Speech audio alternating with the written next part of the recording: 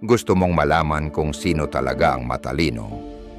Hindi yan yung taong nagko-quote kay Marcus Aurelius habang umiinom ng kape o yung gumagamit ng malalalim na salita para manalo sa argumento.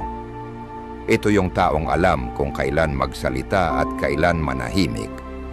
Yung marunong lumayo ng walang gulo, pinapangalagaan ang kanyang kapayapaan na parang isang bagay na sagrado at pinipili ang kanyang laban ng may layunin. Tinuturo sa atin ng Stoicism na ang tunay na karunungan ay hindi maingay. Hindi nito kailangang patunayan ang sarili nito. Ang totoong talino ay hindi nasusukat sa kung gaano karami ang alam mo. Nasusukat ito sa kung ano ang iniiwasan mo. Ang mga matatalinong tao ay hindi lang basta naghahabol ng kaalaman. Binubuo nila ang katahimikan. Natutunan nilang hindi lahat ay dapat paglaanan ng kanilang enerhiya. Hindi lahat ng komento ay kailangan sagutin. Hindi lahat ng silid ay dapat pasukin. At mas mahalaga, hindi lahat ng relasyon ay dapat bigyan ng puwang sa isipan nila. Ang video na ito ay hindi tungkol sa pagiging tuso o sa pagpa-impress sa iba. Ito ay tungkol sa praktikal na karunungan. Yung uri ng talino na tumutulong sa iyo na harapin ang mundo ng may tahimik na kumpiyansa at makatulog ng mahimbing sa gabi. Kung handa ka ng mamuhay ng mas magaan, mas malinaw, at may higit na kontrol, nasa tamang lugar ka. I-click ang subscribe, i-on ang notification bell, at samahan mo ako sa pagtalakay sa 7 bagay na iniiwasan ng matatalinong tao at paano ito pwedeng baguhin ang buhay mo, pati na rin ang iyo. Una, iniiwasan nila ang mga walang saysay na argumento. Ang mga matatalinong tao ay umiiwas sa mga walang kwentang pagtatalo. Hindi dahil sila'y pasibo, kundi dahil natutunan na nila, kadalasan sa masakit na paraan, na karamihan sa mga argumento ay hindi tungkol sa katotohanan, kundi tungkol sa ego. Darating ang punto na mapapansin mong ang taong sumisigaw sa kabilang panig ng mesa ay hindi naman talaga gustong unawain ka. Gusto lang niyang manalo, at kapag pumatol ka, hindi lang oras ang nawawala sa iyo. Isinusuko mo rin ang kapayapaan mo, ang enerhiya mo, at ang emosyonal mong katatagan sa isang taong ni hindi ka talaga gustong pakinggan. May isang matalas at halos pang-operang pananaw ang Stoicism dito. Hindi mo kailangang dumalo sa bawat argumentong iniimbitahan ka. At hindi lang ito tungkol sa pagpili ng kapayapaan kaysa sa gulo. Ito ay tungkol sa pagpili ng kalinawan kaysa sa kaguluhan. May dati akong katrabaho na mahilig sa bangayan. Kada team meeting, parang larangan ng digmaan. Kahit maliit na suhestyon, nauuwi sa mainit na debate. Noong una, akala ko kailangan kong ipagtanggol ang sarili ko para patunayan na hindi ako mali. Pero habang tumatagal akong pumapatol, lalo akong napapagod. Hanggang sa nagsimula akong pakinggan, hindi lang ang sinasabi niya, kundi ang dahilan kung bakit niya ito sinasabi. Napagtanto kong ang mga punan niya ay hindi talaga tungkol sa paksa. Ang totoo, mga banayad na paraan ito ng pagpapakita ng kapangyarihan, mga diskarteng pampagulo para iparamdam na siya ang dominante. Doon nagbago ang lahat. Tumigil ako sa pagsagot sa bawat hamon. Hinayaan ko siyang magkaroon ng huling salita. Hindi dahil tama siya, kundi dahil wala naman akong makukuhang mabuti sa pag-react. May nangyaring hindi ko inasahan. Nagbago ang dinamikong iyon. Nang hindi na niya ako napapareact, nawala sa kanya ang kontrol sa laro na siya mismo ang gumawa. Sa larangan ng psikolohiya, ang mga taong laging nakikipagtalo ay madalas pinapatakbo ng takot at kawalan ng kontrol sa sarili. Hinahanap nila ang kapangyarihan dahil pakiramdam nila ay wala silang kontrol sa loob. Naihahalo nila ang dominasyon sa respeto. Pero ang mga matatalinong tao, lalo na ang nakakaunawa ng pilosopiyang Stoic. Alam ang totoo. Alam nilang ang tunay na kontrol ay hindi ang pag-angat sa iba. Ito ay ang pagkakaroon ng disiplina sa sarili. Ang pagpili na huwag makipagtalo ay hindi kahinaan o kawalan ng kakayahan. Ibig sabihin lang nito, marunong kang magkwenta. Naikumpara mo na ang halaga ng pakikipagtalo at napagtanto mong mas mahalaga ang kapayapaan mo kaysa sa pagpapatunay na ikaw ay tama. Ang matatalinong tao ay hindi kailangang maging tama sa bawat usapan. Kailangan lang nilang manatiling kalmado, nakatutok, at malaya mula sa emosyonal na kaguluhang sinusubukang ibato sa kanila ng iba. Hindi ito pagtakas, isa itong disiplina, isang tahimik na lakas na iniiwan ng ingay at patuloy na humahakbang ng may kalinawan. At yan ang tunay na diwa ng Stoicism, hindi lang para mabuhay sa mundo, kundi para manatiling matatag sa kabila nito. Pangalawa, iniiwasan nila ang labis na pagpapaliwanag ng sarili. May isang uri ng nakakapagod na pagkabalisa na dulot ng palagiang pagpapaliwanag kung bakit mo ginawa ang isang desisyon, kung bakit ka tumanggi, kung bakit hindi tumutugma ang buhay mo sa inaasahang script ng iba. Maraming tao ang gumagawa nito nang hindi nila namamalayan, pinapagana ng walang malay na pagnanais na tanggapin, maintindihan, o kahit papaano, hindi husgahan ng masyado. Pero ang matatalinong tao, natututo silang pigilan ang pag-uudyok na iyon. Nauunawaan nila na ang pagpapaliwanag ng sarili sa maling tao ay hindi nagdudulot ng linaw, nagbibigay ito ng pagkakataon para kontrolin ka. Habang mas pinapaliwanag mo ang landas mo, lalo mong binibigyan ng puwang ang iba na questionin ito, baguhin ito, o hanapan ng butas. Ang ganitong pag-uugali ay malalim ang pinagmumulan. Isang psikolohikal na pangangailangang mapatunayan ang sarili sa labas. Kapag hindi ka sigurado, kapag hindi mo pa talaga niyayakap ang mga pinili mo, hinahanap mo ang kumpirmasyon mula sa iba. Pero ang isang isip na Stoic ay nakikita ito bilang isang bitag. Dahil ang totoo, gaano ka man kahusay magpaliwanag, laging may isang taong hindi makakaintindi, huhusga pa rin at babaluktutin ang sinabi mo para umangkop sa inaakala nila. Hindi ka makakabuhay ng malaya kung lagi mong iniintindi kung ano ang iniisip ng iba tungkol sa'yo. Tinuturo ng Stoicism na ang kapayapaan ay nagmumula sa loob, hindi sa pagkaintindi ng iba. Sabi ni Epictetus, kung gusto mong umunlad, matutong makontento kahit isipin ng iba na hangal ka. Hayaan mong lumubog sa'yo yan. Ang layunin ay hindi para makita kang tama. Ang layunin ay maging tama ka sa sarili mong paningin. Pinahahalagahan ng matatalinong tao ang panloob na pagkakaayon kaysa sa pag-apruba ng iba. Naiintindihan nilang ang pagiging misteryoso ay hindi kahinaan. Hayaan mong magtaka ang iba. Hayaan mong manghula sila. Dahil kapag tumigil ka sa palaging pagpapaliwanag, nagsisimula mong bawiin ang autoridad sa sarili mo. Hayaan mong ang mga desisyon mo ang magsalita para sa iyo. At ang katahimikang iyon, ang mahinahong pagpipigil, ay mas makapangyarihan pa kaysa sa anumang mahabang paliwanag na maaaring ibigay mo. 3, iniiwasan nilang maging pinakamaingay sa isang silid. May kung anong nakakapagod sa palaging kailangang mapansin o marinig. May mga taong parang sandata ang pagiging palasalita, pinupuno ang bawat katahimikan, sumasapaw sa iba, at sinisiguradong nangingibabaw ang opinyon nila sa usapan. Sa unang tingin, mukha itong kumpiyansa, baka nga liderato pa. Pero sa ilalim nito, madalas ay pagtatago ito ng malalim na insecurities. Ang pinakamaingay ay hindi laging may pinakamatibay na paninindigan. Kadalasan, sila ang may pinakamatinding takot na hindi mapansin.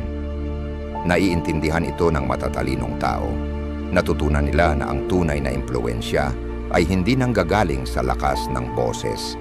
Nanggagaling ito sa lakas ng presensya. At kadalasan, ang pinakamakapangyarihang presensya ay yung hindi kailangang makipag-agawan ng atensyon. Isipin mo ang isang pulong kung saan may isang taong walang tigil sa pagsasalita. Ginagawang palabas ang bawat punto, habang ang isa ay tahimik lang na nakikinig, nagtatala sa isip. Maaring maalala ang maingay sa sandaling iyon, pero pagdating sa paggawa ng desisyon, ang tahimik ang nagsasalita sa huli, mahinahon, kalmado, at madalas may pinakamalinaw na pananaw.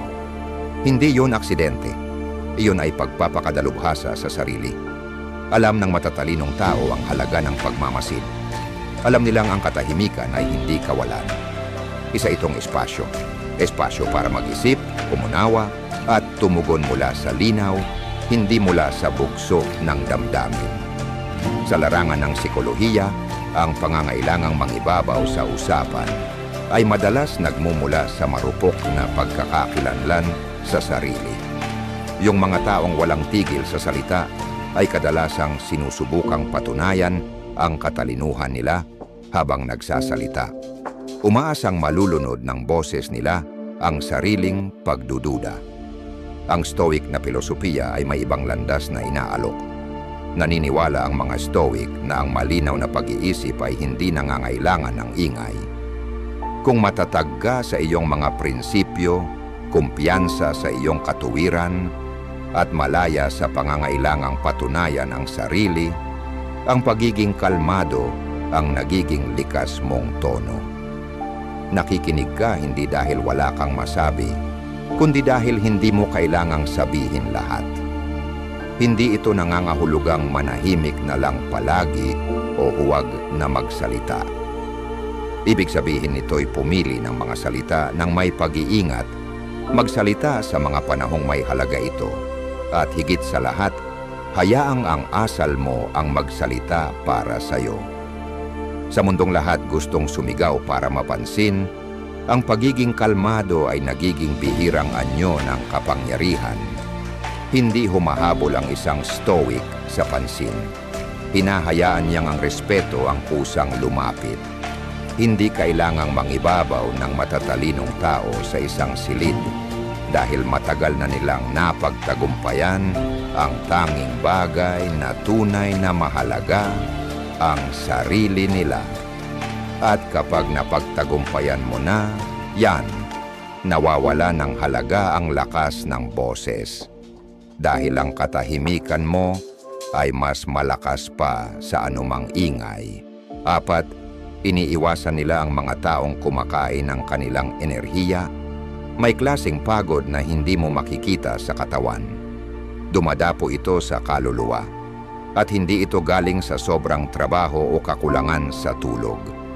Galing ito sa ilang tao. Yung mga taong hindi naman sumisigaw o nakikipag-away, pero unti-unting inuubos ang lakas mo sa pamamagitan ng negatibidad, guilt-tripping, o sa pagiging laging tungkol sa kanila ang lahat ng bagay. Ang matatalinong tao ay natututo agad tukuyin ang ganitong uri ng pagod.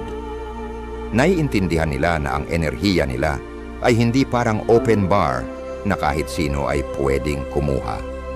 At sa kalaunan, natututo silang protektahan ito na parang isang sagradong bagay. Dahil ganoon nga ito kahalaga. Kunin mo si Ana bilang halimbawa.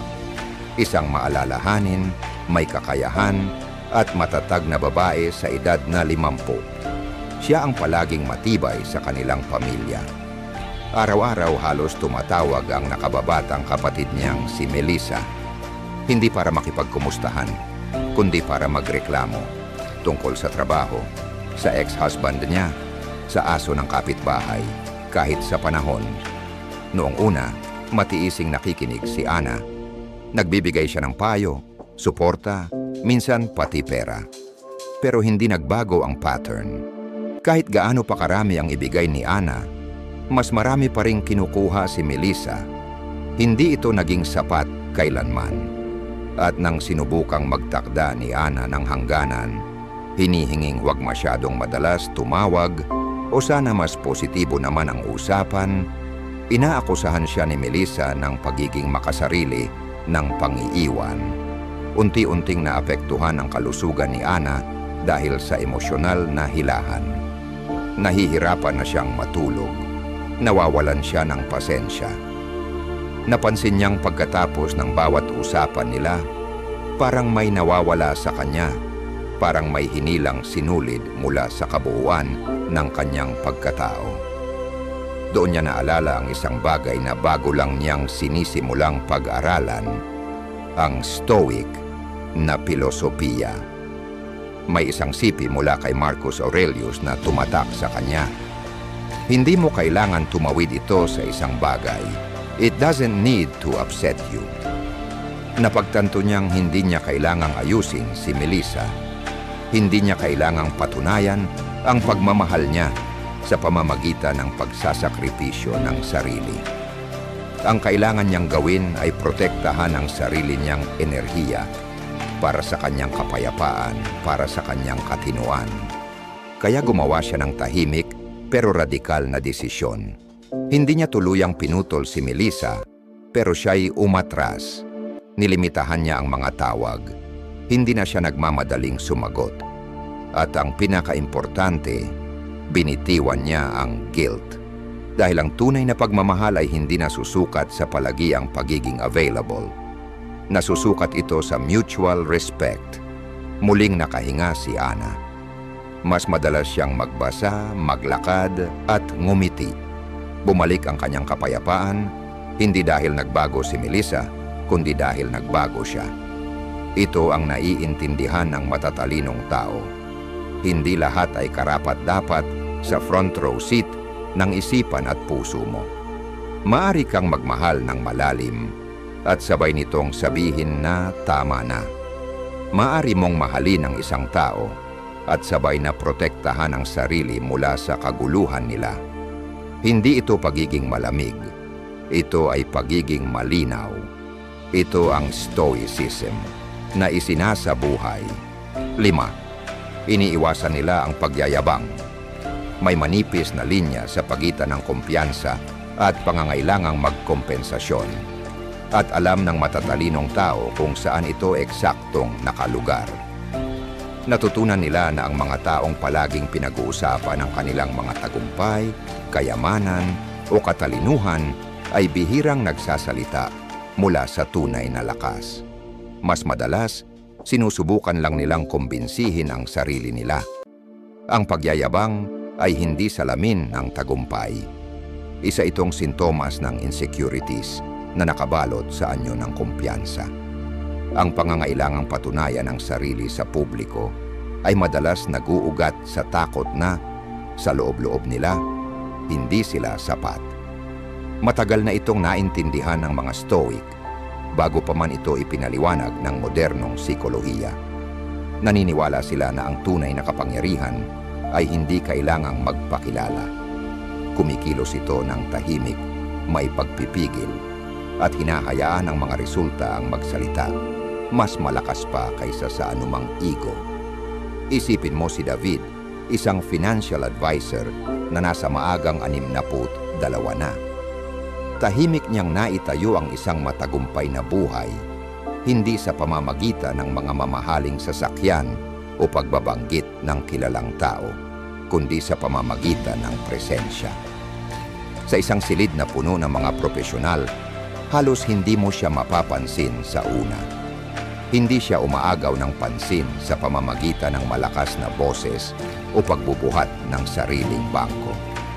Pero kapag siya'y nagsalita, nakikinig ang lahat. Hindi dahil ipinagyayabang niya ang kanyang mga sertipikasyon o inililista ang kanyang mga kliyente, kundi dahil ang kanyang mga salita ay kalmado, maalalahanin, at nakaugat sa katotohanan. Habang ang iba ay parang nagpaparada ng mga tropeyo, si David ay nagtatanong. Nakikinig siya. At nang hindi niya sinasadya, siya ang naging pinagkakatiwalaan ng lahat. Ang nagtatangi kay David ay panloob na katiyakan, hindi yung pakitang taong kumpiyansa, kundi yung nabuo sa karanasan at pagninilay ang uri ng kumpiyansang stoic. Sa kabilang banda, ang pagyayabang ay nagpapakita ng desperadong pangangailangang makilala. Naghahanap ito ng palakpak bago pa man makapagbigay ng tunay na halaga. Pero ang matatalinong tao, lalo na yung mga hinubog ng pagsubok, kabiguan, at malalim na pag-unawa sa sarili, alam nilang kadalasang ang maingay na bibig ay may tinatagong katahimikan sa loob.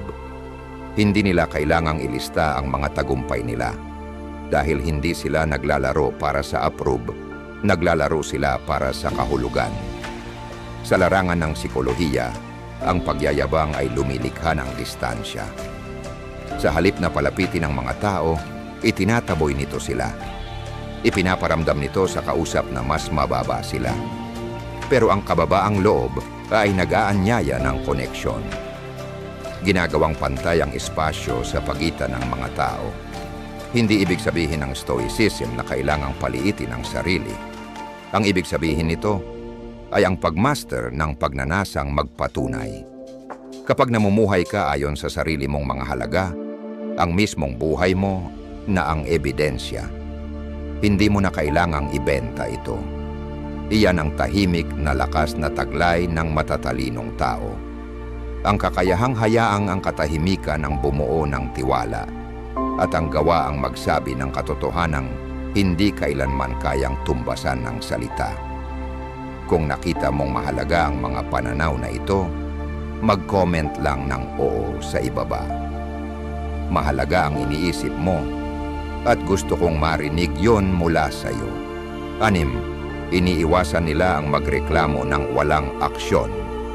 Ang magreklamo ng walang aksyon ay isa sa mga pinakapayak na anyo ng sariling pagsabotahe. Binibigyan ito ang ilusyon ng galaw na parang may ginagawa, ngunit sa katotohanan, pinapalakas lang nito ang pakiramdam ng kawalan ng magawa. Maraming tao ang nahuhulog sa ganitong ugali nang hindi nila namamalayan. Nagsasalita sila tungkol sa kung ano ang mali, kung gaano ka hindi makatarungan ng mga bagay, kung paano ang iba ay nabigo, o kung paano hindi nakikipagtulungan ang buhay. At gayunpaman, walang nagbabago dahil ang mga salita ay natatapos sa pagpapahayag lamang. Walang hakbang na tinatahak. Walang pagbabago na nangyayari. Naging isang paikot-ikot na siklo. Pagkabigo, reklamo, paulit-ulit. Ang mga matatalinong tao ay natututo ng maaga na kilalanin ito at putulin ang siklo. Hindi dahil sila ay malamig o walang emosyon, kundi dahil nauunawaan nila na ang enerhiya ay limitado. At mabilis magalab ang enerhiya sa pamamagitan ng reklamo.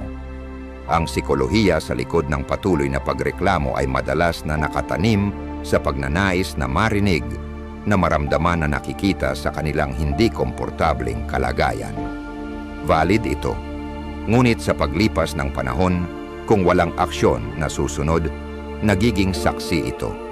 Pinapalakas nito ang ego habang pinapayat ang kalooban. Dito naglalagay ng matalim na linya ang stoicismo. Maaring maramdaman ang sakit, ngunit ang mahalaga ay kung paano ka tumutugon dito. Ang isang stoic ay hindi tumatanggi sa hindi komportable, pinag-aaralan nila ito. Tinutukoy nila ang tanong na magbabago ng lahat. Kontrolado ko ba ito? Ang tanong na ito ay nagiging isang filter. Kung ang sagot ay hindi, ang reklamo ay natatapos doon. Ito ay inilalabas, hindi inuukit. Kung ang sagot ay oo, ang susunod na tanong ay sumusunod ng natural. Ano ang maaari kong gawin tungkol dito? Ganito mag-isip ang mga matatalinong tao. Hindi nila tinatanggihan ang emosyon, ngunit hindi rin nila ito binabalik-balikan. Nauunawaan nila na ang reklamo, kapag ginamit ng tama, ay isang signal, hindi isang destinasyon. Sinasabi nito kung saan ang hadlang, kung saan naroroon ang hindi pagkakapantay-pantay. Ngunit kapag ito ay itinuro na, ang responsibilidad ay lumilipat sa iyo. Ang stoicismo ay nagtuturo na ang kalinawan ay nanggagaling sa disiplina. Hindi ka magrereklamo ng walang katapusan tungkol sa kung ano ang mali. Magpapasya ka kung ano ang susunod. At kung walang magagawa, magpapatuloy ka ng may dignidad. Ang magreklamo ng walang aksyon ay ingay. Ang mga matatalinong tao na ginagabayan ng rason at may kalmadong pananaw ay pinipili na kumilos o magpatawad. Iyon ang nagbibigay ng bigat sa kanilang presensya, hindi ang kanilang mga salita, kundi ang kanilang kakayahang isabuhay ang mga ito. 7. Iniiwasan nilang mag-share ng sobra-sobrang plano. Mayroong isang banayad na panganib sa sobrang pagbabahagi ng iyong mga plano ng maaga, lalo na kapag tungkol ito sa iyong mga layunin. Madalas itong magmukhang walang masama at kahit exciting ang mag-anunsyo ng bagong proyekto, pagbabago sa karera o personal na pagbabago. Ngunit ang simula ng kasiyahan ay maaring mabilis na magdala ng pressure, kritisismo at mga opinyon na hindi hinihingi.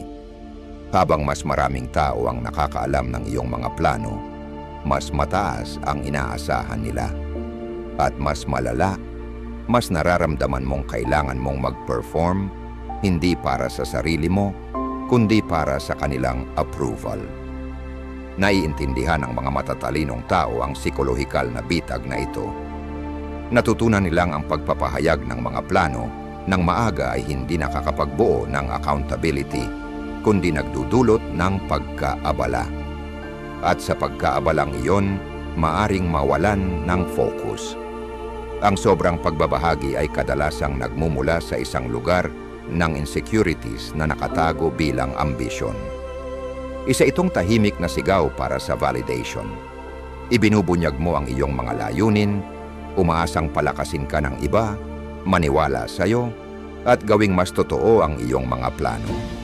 Ngunit itinuturo ng karunungan ng Stoicismo ang kabaligtaran. Ipinapaalala nito sa atin na ang approval, lalo na sa simula, ay maaring magsabotahe ng progreso. Kapag pinuri ka bago matapos ang trabaho, nakakatanggap ang iyong isipan ng maling gantimpala. Pakiramdam mo ay nagtagumpay ka na bago mo pa ito nakamit. Ang panandaliang boost ng kumpiyansa ay kadalasang nagpapababa ng urgency na kumilos. Mas marami kang sinasabi at mas kaunti ang ginagawa. At kapag dumating na ang mga hamon, ang mga tao na dating pumapalakpak ay magtatanong ng mga bagay na hindi ka pa handang sagutin. Ang mga Stoic tulad ni Epictetus at Marcus Aurelius ay magpapayo laban sa paghahabol ng papuri. Hindi dahil masama ang papuri, kundi dahil ito ay nakakadistract mula sa layunin. Naniniwala sila na ang kahusayan ay isang bagay na binubuo ng tahimik, malayo sa ingay ng opinyon ng iba. Kapag tahimik kang nagtatrabaho, nagtatayo ka ng isang pundasyon na hindi matitinag kapag hindi naintindihan ng iba. Ang iyong motibasyon ay nanggagaling sa loob, hindi mula sa reaksyon. Kaya naman, ang mga matatalinong tao ay karaniwang itinatago ang kanilang mga plano, hindi dahil sa pagiging lihim, kundi bilang paggalang sa proseso, sa kanilang paglago at sa kanilang kapayapaan. Hinahayaan nilang magsalita ang mga resulta dahil alam nilang ang tunay na progreso ay hindi nangangailangan ng spotlight. Kailangan ito ng disiplina, espasyo at pasensya. At sa tahimik na dedikasyon na iyon, mayroong isang bagay na mas malakas kaysa sa anumang anunsyo na maaaring ibigay. Ang pangmatagalang pagbabago na nakabatay sa iyong mga kondisyon. Iyan ang stoicismo sa aksyon. Hindi malakas, kundi malalim na epektibo.